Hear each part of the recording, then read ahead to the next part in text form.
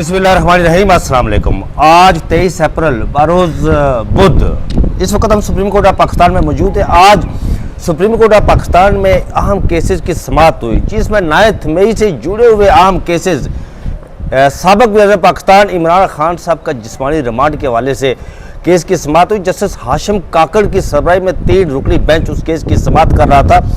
मेरे साथ मौजूद है जुल्करनैन इकबाल साहब, कमर मेकन साहब। इसके बाद इस्लामाबाद हाई कोर्ट में जो एक तौहीन अदालत की दरख्वास्त दायर हुई थी इमरान खान साहब की तरफ से, वो मुकर्रर ना हो सकी। इमरान खान साहब की बहनें इस वक्त इस्लामाबाद हाई कोर्ट में मौजूद हैं, इस पर बात करेंगे। जुल्करनैन इकबाल साहब, ये बताइए कि जस्टिस हाशिम काकड़ साहब ने आज तो कड़ाके निकाल दिए यार, कल की तरह आज भी उन्होंने कहा कि बड़े पुरजोर किस्म के रिमांड दिए। 1.5 साल गुजर गया। ये किस किस्म का आप जिस्मानी रिमांड मांग रहे हैं? किस किस्म की ये किस नोयत का केस है? क्या मामला हुआ आज? नहीं साहब, वो असल में जिस तरह आपने कहा ना, आज 22 अप्रैल बरोज़ बुध। हाँ, तो मैं क्या शायद आगे अभी अगला 23 अप्रैल बरोज़ बुध नहीं, मैं क्या शायद अगला जुमला ये भी बोलें कि बाद नमाज मगरिब आगे वेन्यू भी पता है कि उठाया कहाँ से जाएगा, बहरहाल पढ़ाया कहाँ जाएगा। बहरहाल वो ये तो लाइटर नोट पे बात थी। रह सब उन्होंने ये कहा, लाहौर हाई कोर्ट का फैसला पढ़ा और फैसले में ये बात लिखी हुई थी। उन्होंने कहा कि इमरान खान साहब को जब गिरफ्तार हुए हुए 14 महीने गुजर चुके थे और वो साइफर और इद्दत केस में बरी हो चुके थे। अब उनको जेल से बाहर आने से रोकने के लिए एक साथ ही जो 12-13 तफ्तीशी अफसरान थे, उनको याद आ गया कि जी वो जी हमने तो गिरफ्तारी डाल कर रिमांड लेना है। तो वो उस पर लाहौर हाई कोर्ट ने कहा था कि जी एक तो ये कि आपने बंदा फिजिकली पेश ही नहीं किया, मुल्ज़िम जज के सामने था ही, तो रिमांड कैसे हो सकता है कानूनी तौर पे। उन्होंने ये एतराज़ लगाया था हाई कोर्ट ने। दूसरा, लाहौर हाई कोर्ट का ये कहना था जनाब कि 1.5 साल तक आपकी आयु अगर सोते रहे हैं तो 1.5 साल बाद कौन सा जिस्मानी रिमांड होता है पर्चा दर्ज किए हुए। या तो होना कि बंदा मफरूर हो तो आप कहते हैं जी गिरफ्तारी अब हुआ तो रिमांड दे दें। तो ये किस किस्म की प्रोसिक्यूशन है? ये तो उन्होंने कहा जी पॉसिबल ही नहीं है लीगली। आज वही बात हाशिम काकड़ साहब ने भी की। उन्होंने कहा इसके ऊपर तो जजमेंट्स का ढेर है कि 1.5 साल बाद किस तरह जिस्मानी रिमांड हो सकता है, लॉ सेटल्ड है इसके ऊपर, ये तो पॉसिबल ही नहीं है। उन्होंने फिर कहा कि जी प्रोसिक्यूटर साहब ने कि हमने उनका पॉलीग्राफिक टेस्ट, फोटोग्रामेटिक टेस्ट और तीसरा जो था वॉइस मैचिंग टेस्ट, उन्होंने कहा जी ये 3 हमने टेस्ट करवाने हैं। सलाउद्दीन तंवर साहब ने कहा कभी आपने रेप केसेस में और कत्ल के केसेस में टेस्ट करवाए हैं किसी के? बड़ी एफिशिएंसी। उन्होंने कहा जी आप दिखा रहे हैं, चलिए अच्छी बात है, यहाँ दिखा रहे हैं तो आम बंदों के मुकदमे में भी दिखाया करें ना, वहाँ पे तो वो प्रोसिक्यूशन फेल हो जाती है जी बियॉन्ड रीजनेबल डाउट प्रूव करने में। अच्छा, इसके अंदर ऐसा भी जो इंटरेस्टिंग चीज़ है ना, वो सुबह सलमान सफदर साहब से उनके साथ मैंने अपना व्लॉग किया, तो सलमान सफदर साहब ने कहा कि अब ये जो नया सबूत क्रिएट करने की कोशिश की जा रही है इमरान खान साहब के खिलाफ कि जी देखिए जी पॉलीग्राफिक टेस्ट हो गया ये, वो उन्होंने कहा जी पहली बात तो ये है कि ये अमेरिका और 1-2 ममालिक में काबिल कबूल सबूत है। पाकिस्तान में लॉ में गुंजाइश नहीं है पॉलीग्राफिक टेस्ट को काबिल सबूत मानने के, उसको सबूत के तौर पे नहीं पेश किया जा सकता, एक बात। दूसरा, उन्होंने कहा कि नया सबूत अब घड़ने की कोशिश या क्राफ्ट करने की कोशिश का मतलब ये है कि पहले वाले सारे सबूत इमरान खान के खिलाफ नाकाफ़ी हैं, इसलिए आपको नया सबूत बनाना पड़ रहा है। और 8 मुकदमात में इमरान खान की जमानतें लाहौर हाई कोर्ट में पेंडिंग है, जो लग नहीं रही, लगती है तो मुलतवी हो जाती है, कभी क्या होता है कभी क्या होता है, उस पर समाअत नहीं हो पा रही।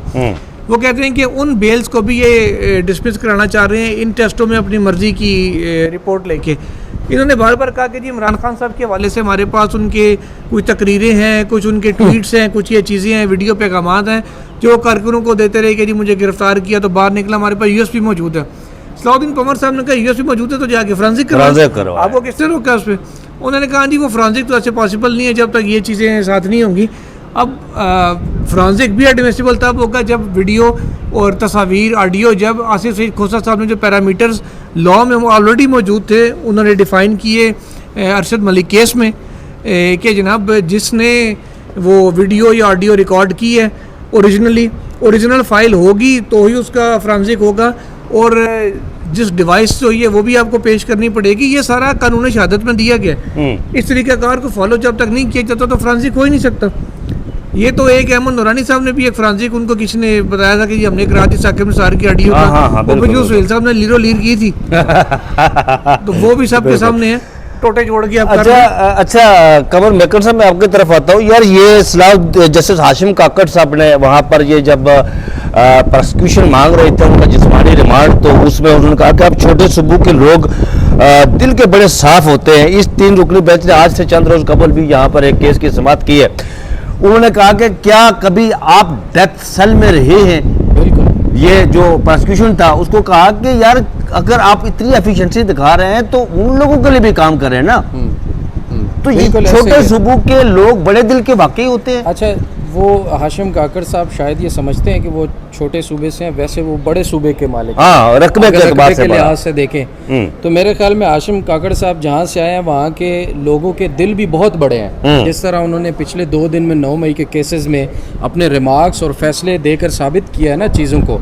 और ख़ास तौर पर आपको याद होगा, कल भी हम बात कर रहे थे एक वीडियो के अंदर सुहेल रशीद साहब के साथ कि जब 9 मई के केसेस बलूचिस्तान गए थे ना, तो वहाँ भी उन्होंने फ़ौरन ये सारे के सारे केसेस उड़ा दिए खदीजा थे। शाह का भी इनके पास खदीजा शाह लगा। साहिबा का केस भी उड़ा दिया, सनम जावेद की इसी तरह से दरख्वास्तें उन्होंने उड़ा कर रख दी थी साइड पर। उन्होंने कहा भाई ये क्या बुलशिट है जो आप लेकर पंजाब से उठाकर यहाँ बलूचिस्तान में लेकर आ रहे हैं। तो हाशिम काकड़ साहब खुद को अगर छोटे सूबे का समझते हैं तो मैं उनको बड़े दिल का मालिक जरूर समझता हूँ जी। लेकिन आज उन्होंने कहा है कि हम 3 रुकनी बेंच ने आज से चंद रोज कबल एक ऐसा केस सुना जिसे सुनकर दिल में दर्द उठता है। एक शख्स 8 साल तक कत्ल के जुर्म में जेल में डेथ सेल में रहा। और फिर उन्होंने पूछा कि कभी आप डेथ सेल में रहे हैं, आपको अंदाजा है कि डेथ सेल क्या होती है? उन्होंने और उन्होंने कहा कि ये था प्रोसिक्यूटर साहब से कि आप कभी जेल गए हैं? उन्होंने कहा जी काफी दफा। उन्होंने कहा फिर तो आपको डेथ सेल का पता डेथ सेल का होगा। पता और नकवी साहब ने कहा नहीं जी मैं गिरफ्तार होकर जेल नहीं किया, मैं ट्रायल करने के लिए जेल में गया। अच्छा, वो पूरे प्रोटोकॉल के साथ गए थे ना, अगर अल्लाह ना करे कोई ऐसा। उन्होंने कहा कि अगर आपने डेथ सेल देखा हो तो आपको अंदाजा होता। ये नकवी साहब वो साइफर केस वाले हैं ना इमरान खान के खिलाफ। हाँ, वही है ना। बड़ी गाड़ियों जुल्फकार में नकवी साहब। जुल्फकार नकवी साहब बड़ी बड़ी गाड़ियों में बैठ के सीधा जेल के अंदर वाले दरवाजे तक उनको गाड़ी पहुंचाया छोटी जाता में भी जाए तो वो अंदर जाते थे और अदालत से लगा के वापस आ है। जाते बड़ी थे। गाड़ी में ये वही नकवी साहब है जिन्हें कल कहा गया था जस्टिस हाशिम काकड़ साहब की तरफ से इनकी सर्विस भी की गई थी। जब वो मांग रहे थे तो कहा गया कि ये किस तरह के आप मांग रहे हैं। और फिर ये भी जस्टिस सलाहुद्दीन पंवर की तरफ से कहा गया था कि आप 1.5 साल के बाद आपको लोगों को याद आ रहा है 9 मई के केस में लोगों को डाल रहे हैं। उन्होंने कहा था कि जैसे शकील अहमद थे फिर मुझे भी 9 मई के केस में डाल दिया उन्होंने जाए। कहा कि हालात ऐसे बन चुके हैं कि कोई पता नहीं है कि कल को आपका और मेरा नाम भी 9 मई में आ जाए। हाँ। बहरहाल उन्होंने ये कहा कि हम ये भी आपसे तवक्को करते हैं कि जितनी चुस्ती जितनी फुर्ती आप इमरान खान के केसेस के खिलाफ में दिखा रहे हैं ना, इतना आम लोगों के जो केसेस हैं कत्ल के या जना के या इस किस्म के, उनमें भी शायद आप इतनी टेस्ट करवाने के लिए फुर्ती दिखाते हाँ, होंगे। वो तो ये बड़ा हैरान कुन है कि मैं एक साहब चीज का भी मैं एक चीज अच्छा, पाकिस्तान के अंदर ना जो लॉ है ना वो इस्तेमाल तो होता है कि एक आम सा मुल्जिम है, अच्छा उसको अगर हकूक देने की बात आए तो जहाँ तक लॉ के अंदर इजाज़त होती है ना वहाँ तक जाने के लिए भी उस मुल्जिम के पास पैसा पावर या कोई पोजीशन होनी चाहिए, वरना उसको तो एक आम ऐसा ही कह देता है वो चलो पर साइड पे होके बैठ जा। लेकिन जिस तरह इमरान खान के केसेस है तो अब इनको पॉलीग्राफिक टेस्ट भी याद आ गए हैं, वॉइस मैचिंग टेस्ट भी याद आ गया, फोटोग्रामेटिक टेस्ट भी इनको याद, हालांकि इनको शायद स्पेलिंग भी ना आते हो जो प्रोसिक्यूशन वाले हैं कि यार इसके स्पेलिंग क्या होते हैं, कि इसके स्पेलिंग किस तरह से लिखने हैं, लेकिन वो जनाब मांग रहे हैं कि ये टेस्ट फला फला। अच्छा ऊपर से अंदाजा करें ढीठपन की इंतहा है कि भाई बंदा आपने 2 साल से जेल में रखा हुआ है और अच्छा जेल में बंदा बैठा कैसे तामुन नहीं कर रहा, आप जाएं। काकड़ साहब ने भी ये सवाल पूछा कि ये अब ये बात तो ना करें कि बंदा कस्टडी में और वो ताउन नहीं कर रहा, ये कैसे हो सकता है वो ताउन ना करे। देखिए वो ताउन इसलिए नहीं कर रहा कि उसमें कंसेंट तो जाहिर है ज़रूरी होता है। पहले इन्होंने इमरान खान से जेल में कहा था कि जी हमने ये टेस्ट करवाने हैं तो कंसेंट, तो इमरान खान ने इनको जवाब दिया था भाई मैं 9 मई को गिरफ्तार हुआ, 10 मई 11 मई 12 मई तक मैं तो नैब और पुलिस की कस्टडी में था, तो मैंने क्या कर लिया, मैं किस चीज़ का पॉलीग्राफिक टेस्ट या फोटोग्रामेटिक टेस्ट या ये सारे टेस्ट करवाऊं। तो ये दलील तो वाज़ है, जब इमरान खान था ही पुलिस की कस्टडी में तो उस पर जो आप इल्ज़ाम लगा रहे हैं क्या उसने पुलिस की कस्टडी में बैठ के 9 मई करवाया है? वो तो उन्होंने सुप्रीम कोर्ट ऑफ पाकिस्तान में जवाब जमा करवाया हुआ है, वो यहाँ पर चीफ जस्टिस उमर अता बंदयाल की जो बेंच उसकी उनकी सरबराही में केस की समाअत कर रहा था, उन्होंने कहा था कि मैं तो रियासत की कस्टडी में था, मुझे तो पता ही नहीं कि 9 मई किसने किया है। जब चीफ जस्टिस ने उनसे पूछा तो उन्होंने कहा था मुझे नहीं पता, लेकिन मेरे वकला वो आज तक इस मौके पर कायम है कि मेरे वकला जवाब जो सुप्रीम कोर्ट ऑफ पाकिस्तान में जमा करवा चुके हैं 9 मई के वाले से, मेरा जवाब वही है। बिल्कुल। अच्छा, कमर मेकन साहब आगे आते हैं। उमर सरफराज चीमा साहब जो साबिक गवर्नर पंजाब रहे, उनका केस भी जुल्करनैन साहब आज यहाँ पर उसकी भी समाअत हुई। बिल्कुल, बिल्कुल। तो पिस्तौल बरामद करना था उनसे, उनके पास कोई अच्छा, पिस्तौल था। जेल से निकाल के उनसे बस जब हाँ। उनका जिक्र हुआ तो काकड़ साहब ने कहा कि ये वही हैं जो गवर्नर भी गवर्नर रहे। बताया गया जी, बिल्कुल वो गवर्नर रहे हैं। तो साथ ये भी बताया कि उनके दोनों शोल्डर्स फ्रीज हो चुके जी। हैं, उनके वकील ने बताया, बिल्कुल। और वो 2 माह से अस्पताल में जेर इलाज हैं। तो फिर उन्होंने प्रोसिक्यूशन ने कहा कि जी वो 9 मई को मुसल्ला थे पिस्तौल के साथ, तो वो बरामदगी कर रही हैं। तो उन्होंने कहा, काकड़ साहब ने कहा कि यार ये मतलब जेल में है बंदा और आपने उससे बरामदगी करनी है, अब आप फिर फिजिकल रिमांड मांग रहे इतने अरसे के बाद। तो उस पर फिर उन्होंने कहा कि जी इसके ऊपर फिर हमें ज़रा वो देखने दें, ये है वो। तो उन्होंने कहा अच्छा ठीक है, रिक्वेस्ट प्रोसिक्यूशन ने टाइम की रिक्वेस्ट किया, वो टाइम उनको ग्रांट कर दिया गया। आज चीमा साहब के हवाले से फैसला तो नहीं हो सका, लेकिन जिस्मानी रिमांड के ही केस में जिस अंदाज में ये किया है इमरान खान का कि इतने अरसे बाद नहीं दिया जा सकता, तो उसमें मेरा ख्याल है कि चीमा साहब के साथ भी यही होना चाहिए। और अगला हफ्ता भी इम्पोर्टेंट होगा। इनफैक्ट कल का दिन भी, कल गालिबन जहाँ तक मुझे याद पड़ता है एजाज चौधरी साहब की बेल लगी हुई है जी, 9 मई और अगर एजाज चौधरी साहब को कल रिलीफ मिल जाता है, उनकी बेल हो जाती है, तो फिर मेरा ख्याल है अगले हफ्ते काकड़ साहब जो है ना खालिद सजाए मौत के केस सुन रहे होंगे, फिर 9 मई के केस में 9 मई के केस पे। लेकिन जैसे पहले भी होता है ना कि यार एक जज है वो मेरिट पर केसेस सुन रहा है और लगता है कि सिस्टम के खिलाफ कोई फैसला आ जाएगा, बाकी केस कमज़ोर होंगे तो फ़ौरन उस केस से वो जजेस को हटा लिया जाता है। लेकिन एक मेरे चीज़- साहब एक सवाल और पैदा होता है मैं ना। बशारत जी। साहब एक चीज़ डिस्कस करना है, जैसे उमर सरफराज चीमा है या इमरान खान है, अब 1.5 साल गुजरने के बाद इनके रिमांड और ये मांगी जा रही हैं कस्टडी वगैरह, अंदाज़ा करें ये 1.5 साल जिन्होंने जेल में गुजारा है, इसकी कोई कंपनसेशन है? कहीं पर भी क्रिमिनल सिस्टम में उसकी कंपनसेशन नहीं है। पूछना ये चाहिए हुकूमत से कि भाई 1.5 साल आपने जेल में फिर किस हिसाब से रखा है? अब आके आप इनकी कस्टडी मांग रहे हैं कि जी फलां टेस्ट करना है, फलां पिस्तौल बरामद करना है, आप उनको चालान की कॉपियां नहीं दे रहे हैं। 1.5 साल से आपने उनको जेल में रखा हुआ है। कस्टडी एक अलग चीज़ है, लेकिन वो जो जेल में बंदा रहता है ना, फर्ज करें आप 15 साल जेल में रहने के बाद बाइज्जत बरी हो गए, सुप्रीम कोर्ट लेवल पे आके 20 साल बाद, जैसे यहाँ रूटीन में होते हैं जी होते हैं। उसमें आसिफ सईद खोसा साहब ने जब सबसे पहले एक बंदा को 25-26 साल बाद बरी किया था ना, जब वो सादे जज थे, चीफ जस्टिस नहीं बने थे, तो वो खबर बड़ी उठी थी वो। तो उस पर उन्होंने साथ ये कहा था कि एक फिल्म का डायलॉग था मोहम्मद अली एक्टर का पाकिस्तानी का, उन्होंने कहा वो कहता होता था फिल्म में अदालत में जज को कि जज साहब मुझे मेरे 25 साल कौन लौटाएगा। वो कहते हैं कि बदकिस्मती से लॉ में ऐसी कोई कंपनसेशन मौजूद नहीं Compensation ही नहीं है। है। अच्छा, ये वो चीज़ें हैं जिनके लिए तरमीम की जाती हैं कवानीन में जब ऐसी चीज़ें सामने आती हैं तो, लेकिन यहाँ तरमीम सिर्फ इसलिए की जाती है कि जज नौ तरह के टिच कर देना, बिल्कुल।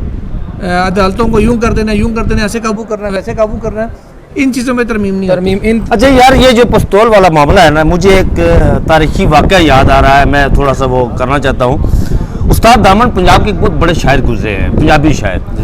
उन्होंने भुट्टो दौर में एक नज़म कही। भुट्टो दौर उस वक्त जब भुट्टो वज़ीर-ए-आज़म थे और बड़े ही उनका इक़्तिदार का सूरज जो निस्फ़ नहार पर था, वो नज़म भुट्टो के कानों पर इतने मुश्किल अल्फाज अच्छा इस्तेमाल जी करते हैं ना। मतलब आप कह सकते हैं कि जिस तरह आज शहबाज शरीफ साहब इक़्तिदार में है ना, हाँ। इसी तरह भुट्टो साहब उस वक्त बड़े ज़बरदस्त किस्म के वो वज़ीर-ए-आज़म थे। वो नज़म उस्ताद दामन ने कही तो भुट्टो के कानों पर, समातों पर बड़ी ग्रां गुजरी। उन्होंने पंजाब हुकूमत को कहा जाए इस पर उस्ताद दामन पर केस बनाए। पंजाब हुकूमत मरती क्या ना करती जनाब, जो पुलिस है उन्होंने जनाब फौरी तौर पर उस्ताद दामन के कमरे को खोली थी, कमरा था, किताबें पड़ी हुई थी, बाकी कुछ भी नहीं था। उस्ताद दामन और को उस्ताद दामन दागदार हाँ, कर दिया। उन्होंने वहां से बम बरामद किया जनाब और उस्ताद दामन पर केस बना दिया। ये तो हालत है ना हमारी, ये 77 साल गुजर चुके हैं और ऐसा ही हो रहा है यहाँ पर। के केस में भी शुक्र है उसके ऊपर पत्थर डाले, रॉकेट लॉन्चर नहीं डाल दिया, जैसे अहमद जंजुआ के ऊपर क्लाशनकोव और वो डाल दिया। श्रीनगर वो लैपटॉप लेकर चल रहा था उधर यार। अंदाजा करें। हाँ। अच्छा, श्रीनगर हाईवे पे दूसरा मामला जनाब वो तौहीन अदालत का वो है। दरख्वास्त अभी आपने- तक वो जल्द समाप्त, लेकिन आपको पता है सुबह वो सुबह से वहां पर वो सुबह एक सोहेल अफरीदी दरख्वास्त- वाले हाँ जी, सुबह एक दरख्वास्त पैरवी ना करने की बुनियाद पर जो है इनाम अमीन मिनाज साहब ने खारिज कर दी है कि जी वहाँ पीटीआई का कोई बंदा गया ही नहीं है। ये क्या चक्कर है राजा साहब, इस बारे में यार कोई है? देखिए सोहेल, मैं ये समझता हूँ कि पाकिस्तान तहरीक इंसाफ के जितने भी लीडर है ना, ये बाहर लीडर तो एक ही है पाकिस्तान तहरीक इंसाफ का, वो और पाकिस्तान तहरीक इंसाफ का नाम इमरान खान है, इमरान खान पाकिस्तान तहरीक इंसाफ का नाम है। ये लोगों की भूल है, जो बाहर बैठे बड़े फंडे खान बनते हैं ना, ये उनकी भूल है।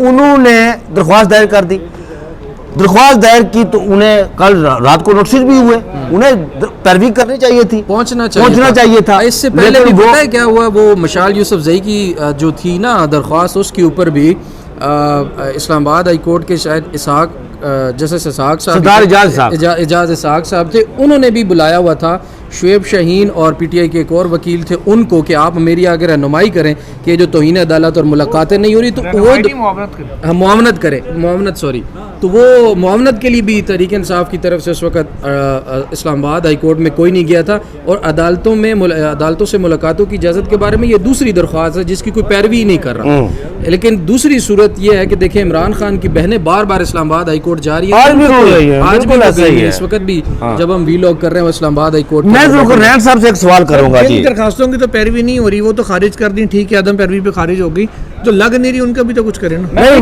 मैं सवाल आपसे पूछ रहा हूँ जुल्करनैन साहब, सवाल मेरा ये है कि जल्द जो समात की दरख्वास्तें दायर की जाती हैं वहाँ पर, या इमरान खान साहब के केसेस अगर लगते हैं, जिस तरह कल उन्होंने 190 मिलियन पाउंड में वो जुडिशियल साइड का जो डिप्टी रजिस्ट्रार है उसे बुलाकर पूछा, पर कहा कि हमें इस पर गाइड करें, रहनुमाई करें।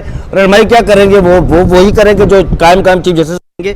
सवाल मेरा ये है जुल्करनैन साहब आपसे कि यार इमरान खान के केसेस जो इस्लामाबाद हाई कोर्ट में लगते हैं वो कायम चीफ जस्टिस के सामने लगते हैं, या उनके साथ अगर डीबी में लगते हैं तो उनके साथ जस्टिस राजा इनाम अमीन मनाज साहब बैठे होते हैं, या असद साहब बैठे होते हैं, या फिर सिर्फ जस्टिस राजा इनाम अमीन मनाज के साथ सामने लगते हैं। ये जूनियर जजेस जो अभी तक पक्के भी नहीं हुए एडिशनल जजेस हैं, उनके सामने इमरान खान के हाई फाई केस यार लगने की क्या वजह है? सर बात यह है कि जज कच्चा या पक्का नहीं होता, तो दवाना लैंड नहीं कह रहा है सर, कच्चा हो या पक्का हो, जज होता है, जज होता है। दूसरा ये कि अब अगर उसके फैसले से हो गया, जूनियर जज या गलत फैसला कर गया, तो अपील की रेमेडी मौजूद होती है, अपील में मामला आया जा सकता है। इसलिए ये तो नहीं है कि जी जज नया था या पुराना था, सीनियर था, जूनियर था, या कच्चा था या पक्का था, वो मसला नहीं है। चीज़ सिर्फ इतनी है कि केसेस लगें तो सही, अभी तो लग ही नहीं रहे इमरान खान साहब के केसेस। और सुबह मैं सलमान सफदर साहब को भी कह रहा था कि आपके 20 साल से ज़्यादा की प्रैक्टिस हो गई है, बल्कि ज़्यादा ही टाइम हो गया उन्हें क्रिमिनल प्रैक्टिस करते हुए, कि कभी अर्ली हियरिंग की दरखास्त के ऊपर समाअत हुई है हाई कोर्ट में कि अर्ली हियरिंग यहाँ पर हुई है ना? इस पर एक खबर दूंगा आपको। उन्होंने कहा कि इमरान खान की केस में बहुत कुछ हमने आउट ऑफ द वे होता देखा, तो ये भी उसी सिलसिले की कड़ी है। यहाँ पर हुई है। इसमें एक खबर ये है कि ये जो अर्ली हियरिंग की बात कर इमरान खान के केसेस के हवाले से इत्तला है कि कल जस्टिस सरफराज डोगर साहब ने अपने सेक्रेटरी को बोला है कि तमाम जो तरीक़ेकार है ना केसेस लगने का वो निकालें, और अर्ली हियरिंग की जो दरख्वास्तें आई हुई हैं ना वो भी निकालें। और उन्होंने किसी से बात की है कि आ जाएं भाई, आपके जो केसेस हैं ना इमरान खान के वो अब लगाते हैं, और इमरान खान के केसेस अब लगने वाले हैं। अच्छा, लगने वाले हैं, ये चले, ये अच्छी बात हुई है, लेकिन वो फिर वो वही बात है ना कि चले जिस तरह मैं जुल्करनैन साहब की बात को अब जो आप अगर आप खुशी समझते हैं तो मैं जो आपके नहीं, वो आपने खुशखबरी सी सुनाई है। मैंने खुशखबरी ऐसे कि शायद जो इतना मामला डिले का शिकार है, देखे ना, वही फिर क्रिमिनल सिस्टम वाली बात आ जाती है कि जो लोग जेल के अंदर ना हक कैद गुजार रहे हैं, भाई डिसाइड तो करें ना, ताकि अगर आपने नहीं उनको कोई रेमेडी या रिलीफ देना तो आगे जाए। लोग 15 साल से जेलों में पड़े हैं, आप 1.25 साल वाले, तो जरूरी है सारे 15 साल पड़े हों भाई, कहीं तो कोई प्रेसिडेंट सेट करें कि भाई मामला सही तरह से चल रहा है। हम यही तो बात कर रहे हैं ना। अच्छा, हम कहते हैं अच्छा जी इधर से उड़ भी गया केस तो आगे अपील का है, वो भाई वहाँ गलत फैसला क्यों हो रहा है, वहाँ फिर ट्रायल क्यों नहीं मिल रहा? इशू तो ये है यार। मुझे एक बात बताएं, काजी साहब ने एक दफ़ा, बस फिर उसके बाद कंक्लूड करते हैं। जी। काजी साहब ने एक दफ़ा कहा था अपने बेंच में कि जब साफ़ियों के हवाले से था केस, उन्होंने कहा तो जो साफ़ी गलत खबर देता है उसको क्या होना चाहिए। और फिर मैंने अपने बेंच के साथ अपने व्लॉग में कहा था कि जो आप यहाँ बैठ के ट्रायल कोर्ट के फैसले कलअदम करार दे रहे हैं, हाई कोर्ट के कलअदम करार दे रहे हैं कि आपने गलत फैसला दे के बंदे को 20 साल 22 साल 25 साल जेल में रखा, 10 साल जेल में रखा, उन जजों का क्या कर रहे हैं? हाँ। हमारी ये खबर 19-20 एक आपको पसंद ना आए, नुक्ता ऊपर नीचे हो जाए, आप कहते हैं जी इनको तो फारिग करो, इनके नौकरी से निकालो, हिसाब करो, उन जजों को क्या करते हैं? उनको प्रमोशन दे देते हैं। उन जजों को हाई कोर्ट का जज नहीं बनाते। अब तक के लिए यही था जो हमने आपके सामने रखा है, और आज की सूरत हाल आपके सामने रखी है। मुझे कमर मैकल और जुल्करनैन इकबाल को दीजिए इजाज़त। अपना बहुत सारा ख्याल रखिएगा। अल्लाह हाफिज़।